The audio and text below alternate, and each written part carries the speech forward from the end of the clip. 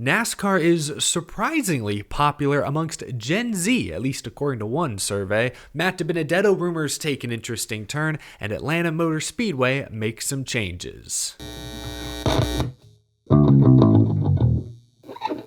How's it going, y'all? My name is Eric. Welcome to Out of the Groove Midweek Edition. It's officially 2024. In honor of it being an election year, we'll be taking an early look at the polls, a very interesting NASCAR-related poll at the end of this episode, but we've got lots to get to before then. Let's kick things off with Atlanta Motor Speedway. The track announced today they will be completely reimagining the front entrance gates. According to the press release, these changes will mix fresh, eye-catching architecture with an intelligent design that will expedite guests' entry into the grandstands. These changes should be complete in time for the February race weekend. Remember, Atlanta, following up the Daytona 500, may be expecting a slightly bigger crowd. They are just up the road. I've actually never been to Atlanta Motor Speedway, but these changes sound cool. I'll tell you what I'm more interested in, though. Why is Motor Speedway all one word? I don't think I've ever seen that before. We're just one step closer to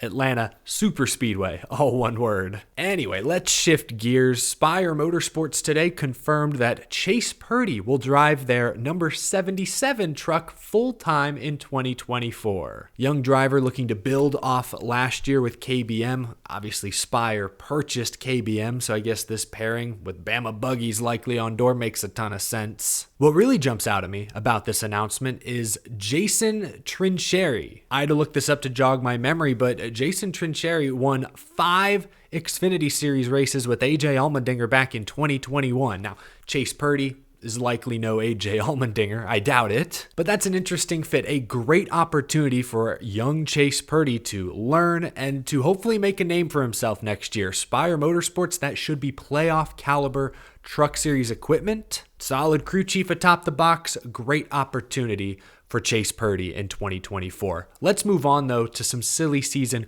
rumors that continue to percolate and take many a different turn. Last week, Matt DiBenedetto posted a pen emoji on social media, and we discussed swirling rumors that DiBenedetto may land at AM Racing in the Xfinity Series, be Hailie Deegan's Ford teammate. As I said then, those were just rumors, but they were red hot. So red hot that Fox Sports reporter Bob Pockrass addressed them and actually dumped some cold water on them today on X. He posted, "Still waiting on DiBenedetto announcement of plans. There are still 2 Cup cars, 16 and 15, that haven't announced their driver lineup.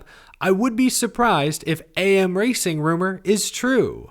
Very, very interesting. So where could Matt DiBenedetto be headed? I guess AM Racing is still technically on the table. These are just rumors after all, but he wouldn't have posted a pen emoji if he didn't have something up his sleeve. Up his sleeve. You know, that reminds me of some posts I've seen from DGM Racing on X the past few days, including this one. They have not yet announced who will drive the number 92 Xfinity Series Chevy. Josh Williams obviously is moving over to Colleague. They have announced Kyle Weatherman to the 91 full-time.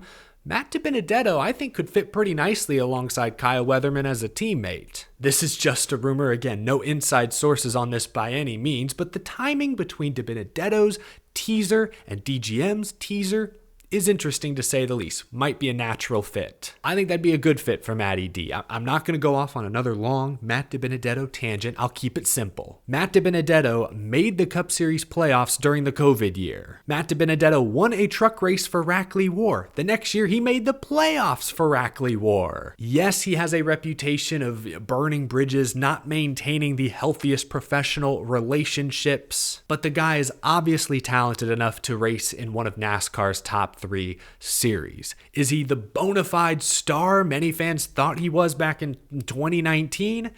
No, probably not. But he is more talented than a lot of other drivers we see racing on Friday, Saturday, and Sunday, so I hope he does get one more decent shot in competitive equipment. That's my final Matt DiBenedetto take, at least until he does announce his 2024 plans. I mentioned a survey, a poll at the top of the show. I really don't know what to make of this, which is why I wanted to bring it to your attention, because maybe you can rationalize this for me. Morning Consult recently surveyed over 4,000 young people aged 13 to 26. This was between mid-October and early November, and found that while Gen Z typically watches less live sports than older generations, a surprising number consider themselves at least a casual NASCAR fan. Now, you may recognize the name Morning Consult because a few years ago, they were the same group that found NASCAR to be one of the fastest growing brands among Gen Z. At the time, it made decent sense. It was the end of 2020, pandemic, NASCAR with iRacing became nationally relevant. They were one of the first major sports back in action after the shutdowns. Given the time, those results made perfect sense. I can't make any sense of the poll they just posted today. Morning Consult shared this graphic, which reads, share of Gen Zers who identified as casual or avid fans of the following. No surprise, the NFL, the NBA, right there at the top. College football, Major League Baseball, hey, even esports cracked the top 5. How about that? But just below that group is NASCAR. NASCAR ahead of UFC, the NHL, Formula One?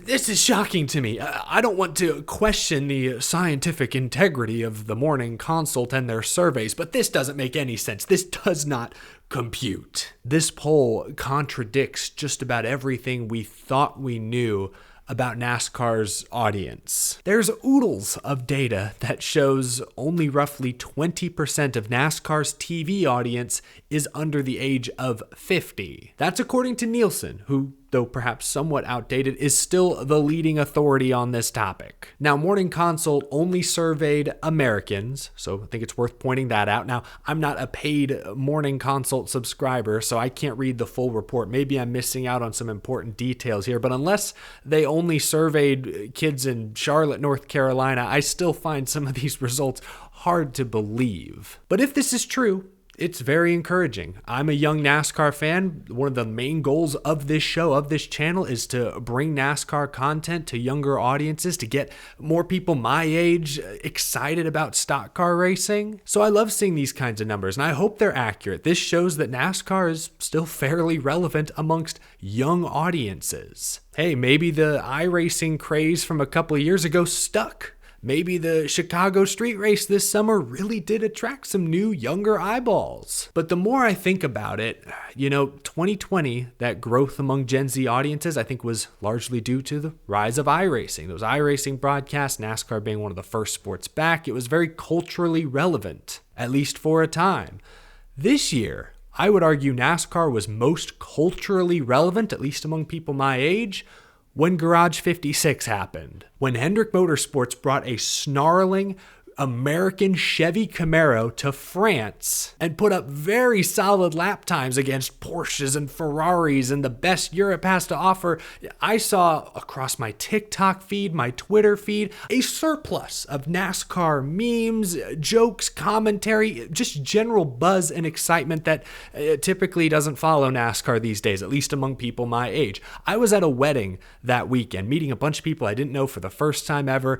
The only thing they knew about me was that I was the NASCAR guy, and I lost count of how many people approached me that weekend to talk about Le Mans. I say I lost count. It was probably like 5 people, but that's 5 more people than usually approach me to talk about anything NASCAR related. So if these results are true, and I am still skeptical that NASCAR is more popular amongst Gen Z than Formula One, but if these results are true, I think Garage 56 has a lot to do with it. That made NASCAR culturally relevant for a good stretch of the summer. And I think it adds fuel to NASCAR's push to take the Cup Series international. I don't know if overseas is realistic anytime soon, but we know they were pushing to run a semi-street race in Montreal, Canada. That fell through. I imagine that push is not going to slow down. And data like this, I think, tells NASCAR to keep going that direction. That's just my theory. This is why I wanted to bring it up here today, is because I want to know what your theory is. Maybe there's a better explanation out there as to why NASCAR polled so well amongst 20-year-olds. Just not used to saying that. NASCAR is not these days very very popular amongst my generation. Am I Gen Z? I'm 26. Am I Gen Z? Am I millennial? I don't know which pot I fall under. I guess whichever generation is embarrassing me the least that day, that's